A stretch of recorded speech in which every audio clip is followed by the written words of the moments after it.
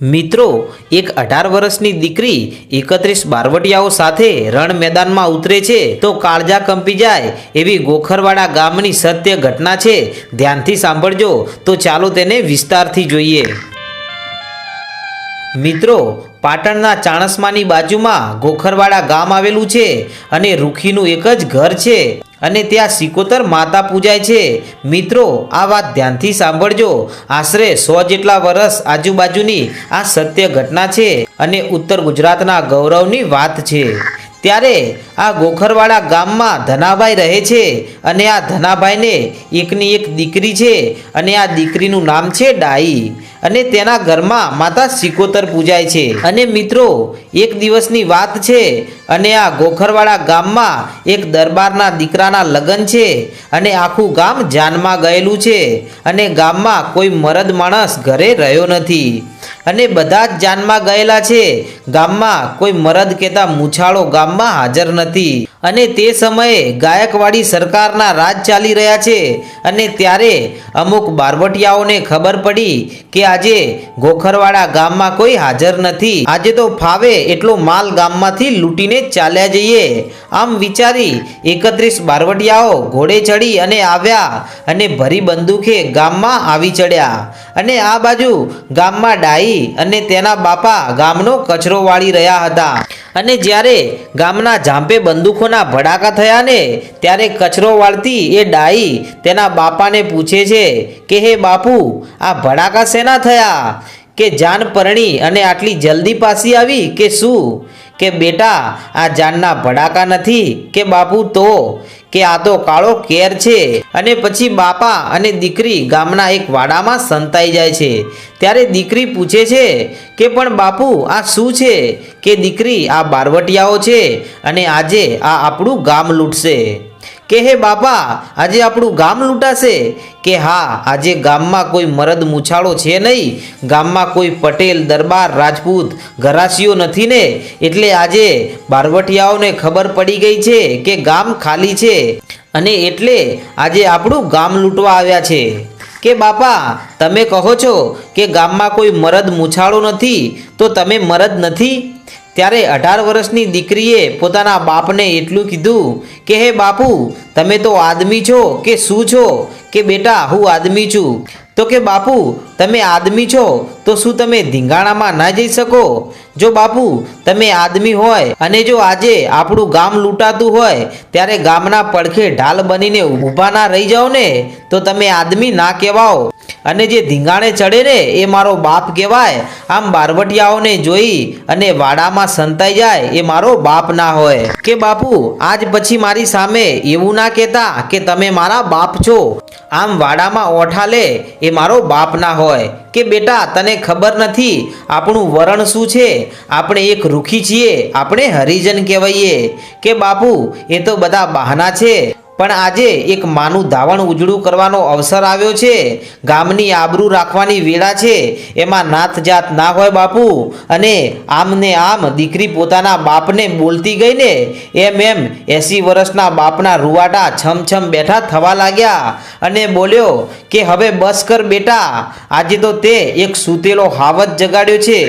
કે હે બેટા, હવે હું રૂખીનો દીકરો મટી ગયો છું અને હવે એક હાવત છું અને આજે મારી સિકોતરના સોગંદ ખાઈને કહું છું કે આજે ભલે એ 31 બારવટિયાઓ રહ્યા પણ જો સામી છાતીએ આજે જો બંદૂકની ગોળીઓ મારી છાતીએ ઝીલી લઉં ને તો માનજે કે તારો બાપ આજે ધીંગાણે ઉતર્યો હતો। કે હે બાપ, તો આજે થઈ જા તૈયાર, આજે દરબારનો દીકરો પરણીને આવે ને ત્યાં સુધી ગામની રક્ષા કરવાની છે, નહીતર કાલ ઉઠીને ગામ વાતો કરશે કે બાપ અને દીકરી ગામમાં હોવા છતાં આજે ગામ લૂંટાણું।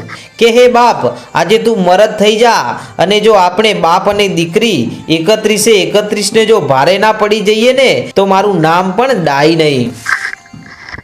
અને પછી દીકરીએ માતા સિકોતરનું નામ લીધું અને હાથમાંથી સાવરણો ફેંકી દીધો અને સાડી કાઢી અને સાડીનો વાળી દીધો ભેખ અને બાપનું બાવડું ઝાલી અને હાલ બાપ સિકોતરના મઢમાં અને પછી સિકોતરના મઢમાં આવી દીકરીએ કપાળમાં કંકુનો ચાંદલો કર્યો અને સિકોતરના મઢમાં જે તલવાર પડી હતી એ તલવાર હાથમાં લીધી અને પોતાના જમણા અંગૂઠે તલવારનો ઘા કરી અને જેવા લોહીના છાંટા ઉડ્યા ને એ પોતાના બાપના કપાળે લોહીનો ચાંદલો કરી અને સિકોતરનું જે નારિયેળ પડ્યું હતું તેને ચૂંદડીના છેડે બાંધી દીધું અને પોતાના બાપને કહ્યું કે હે બાપુ, આજે તમારે તલવાર નથી પકડવાની, પરંતુ આજે તમારે ઢોલ વગાડવાનો છે.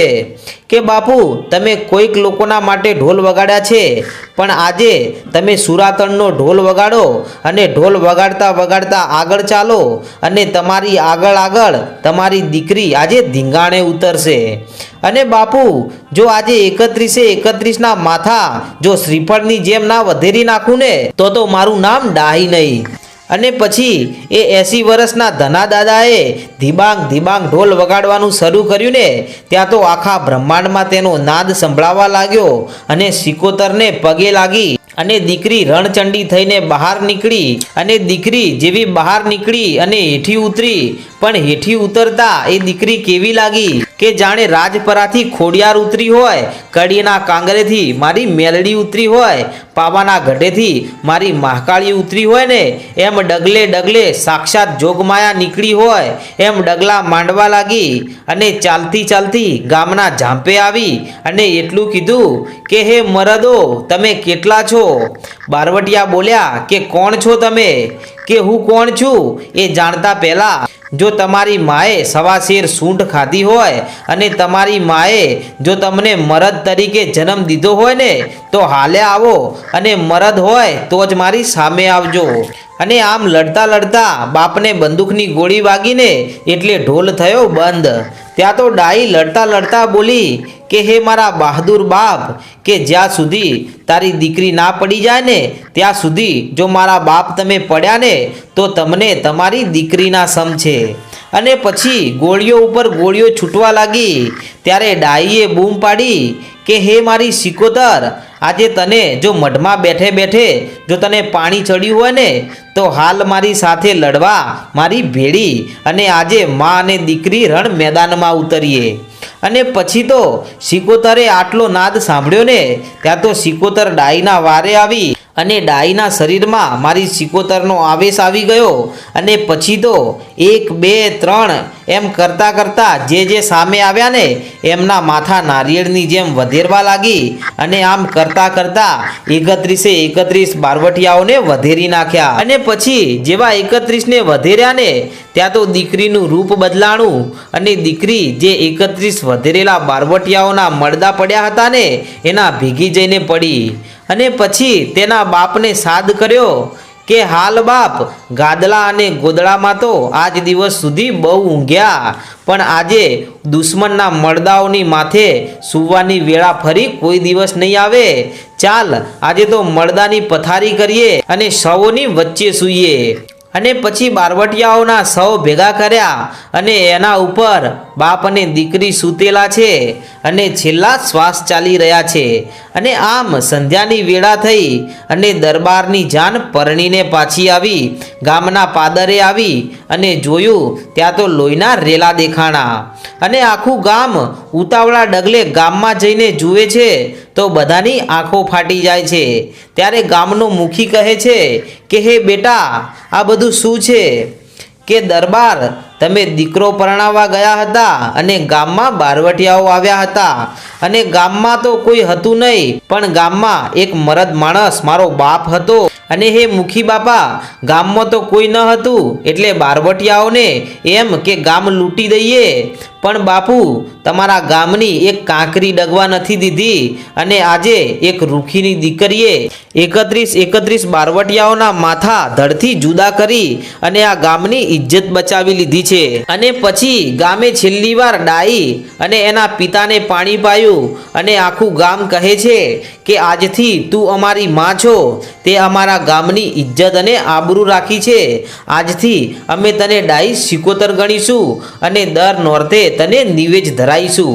અને આજે પણ મિત્રો એ ગોખરવાડા ગામમાં રૂખીની દીકરી ડાઈ સિકોતર થઈ અને પૂજાય છે।